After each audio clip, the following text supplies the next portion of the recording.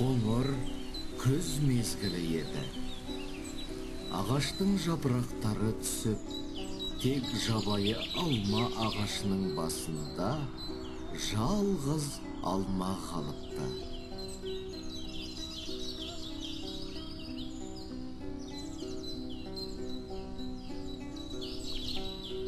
Осы кезде орман аралап жүрген қоян алманы байқап қалады.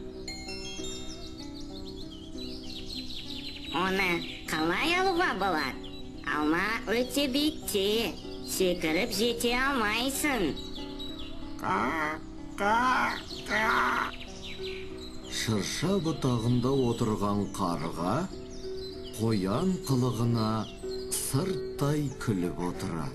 Оны көрген қоян: Ей, қарға, маған алманы үзіп алып берші. Үзіп алсам, өзіме үзіп алам. Қарға ағаш басына ұшып барып, алманы үзіп алады.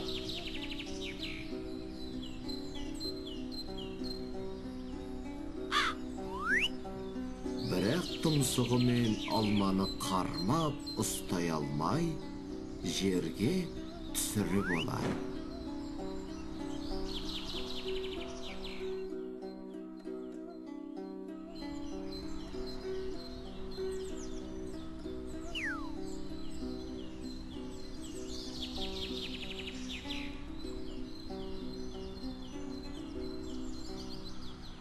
Бұл қалай?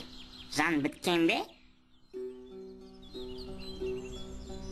Қорқып кеткен қоян алмасының ағаш түбінде ұйықтап жатқан кірпінің үстіне құлағанын түсінеді. Тоқта, менің алмамды қайда алып бара жатырсың? Ал кірпі тіпті кідірместен: бұл менің алмам, ол төбеден құлады. Ал мен болсам, оны ұстап алдым. Алмамды қайтарып бер, оны тауып алған мен. Таласып жатқан қоян мен кірпіге қарға келіп қосылады. Босқа таласасыңдар, алма менікі. Мен оны өзім үшін үзіп алғам. Сөйтіп олар түсінсе алмай, алманы әрі тартып, бері тартып, у-шу болды. Қарға тұмсығымен кірпіні шоқып, кірпі инесімен қоянды піскілеп.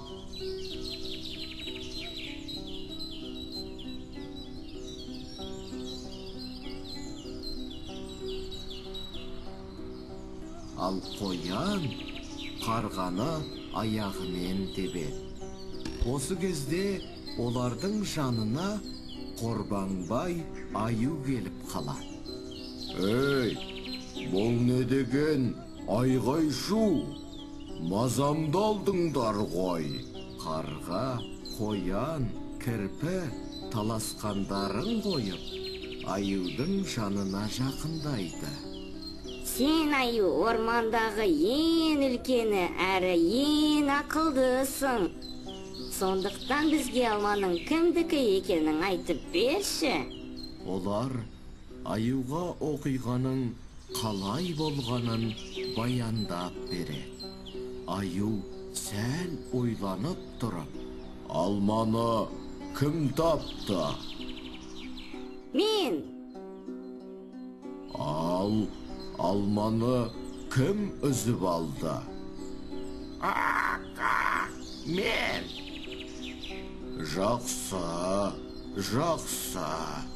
Ал кім оны ұстап алды.